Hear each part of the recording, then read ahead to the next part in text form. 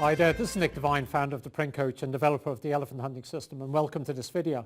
We are going to talk today about the most important stream of profits you've got in your business, which is the consistent profits you get from your existing clients, not the new business profits.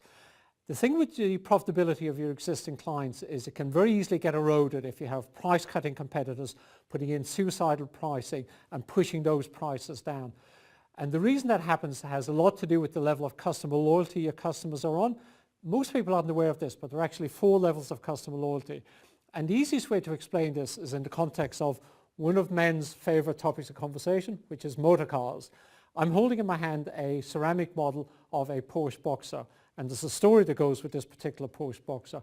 I was at an industry event, I can't remember, maybe about 3 years ago, and I ran into somebody I knew, we'll call him John, and in the course of talking about our topic, cars, I said, "What are you driving at the moment?" He said, "Porsche Boxer." I said, "How is it?" "I love it," he said.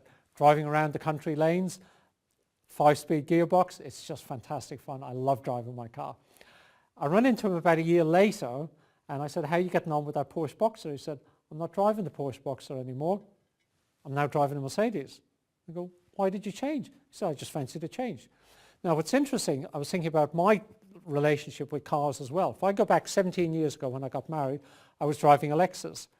When I met John with his Porsche Boxer, I was driving a Lexus, and parked outside the studio right now is a Lexus. My wife is driving a Lexus, which I influence, I have to admit. She loves it, but a bit of my influence in there. And I recently persuaded a very close friend of mine to also buy a Lexus. So if you think you had a choice of 2 types of clients, one who's driving the Boxer and then switches to Mercedes, or one who's driving the Lexus and stays with the Lexus for 17 years and doesn't beat the manufacturer up on pricing, which one of those do you want in your company? And my guess is you want the Lexus driver. And that's what we're going to talk about, is what do you need to do in your customer retention, customer loyalty activities to get more of the Lexus and less of that Porsche Mercedes switch in your business. So let's go get stuck into that now. We all know it's no longer enough to deliver a great product and a great service to your clients. That's really important. But if you're watching this video, then you've already had the experience of a competitor walking into your account offering what's often suicidal pricing when you look at it, and you're either forced into a position of having to discount heavily to win the business back, or you lose the account because you can't afford to price match your competitor. Now, we all know that people leave suppliers for all sorts of reasons. Yeah, sure, pricing is one, but there are a whole range of other reasons as well, many of which you have direct influence over. So you can proactively impact some of these areas, which brings us to the 4 levels of customer loyalty, which I alluded to in the introduction. So let's walk through these. Every company, if you're doing things in business, doesn't matter how well you do them, every company has unhappy clients. Your goal obviously is to absolutely minimize those, but the best in class companies on the planet have unhappy clients. Sometimes you just don't get it right. There's a mismatch between what you're doing and what the client needs from you, and they leave. It's impossible to change that dynamic. What you can do is you can minimize those number of clients. So that's one group. The next group is the interesting group. This is the happy but not locked in group. So I call these happy but not locked in. What's interesting about this group is we mistakenly think these are loyal clients. All the hours are happy. So this is a bit like the Porsche Boxer owner I was referring to a couple of minutes back.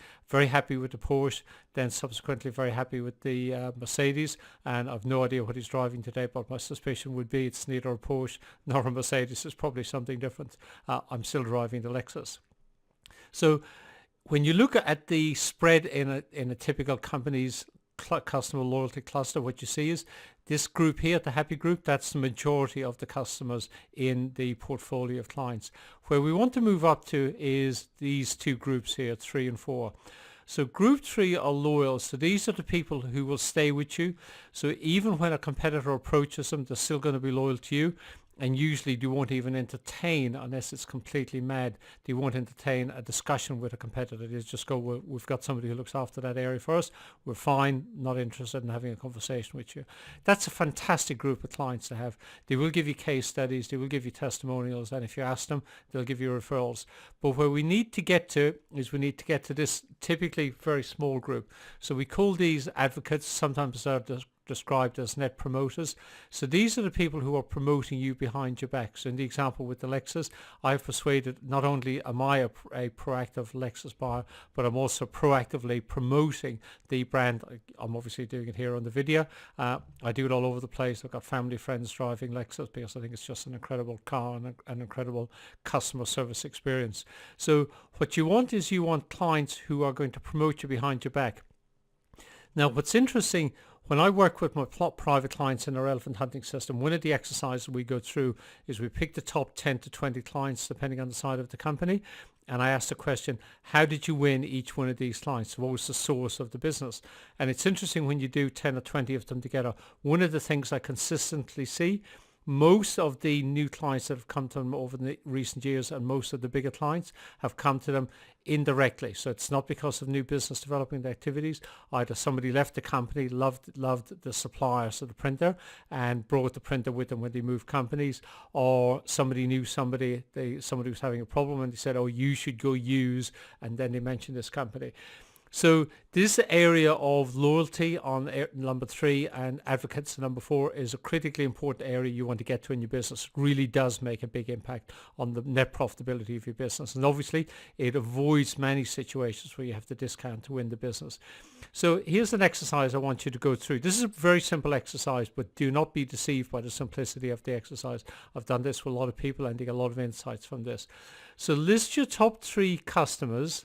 So pick your top 3. Doesn't have to be necessarily your biggest 3, but the 3 you'd most like to replicate in your business. You said, if I could get 3 more like that, they're the 3 you want to focus on, which is usually some combination of you deliver value in there, you've got a good relationship with them, they appreciate who you are, and they don't beat you up on margins. So whoever those 3 are, then what I want you to do is I want you to brainstorm 3 things you could do for them that would really wow them. We'll talk about a couple of things you might do in a second.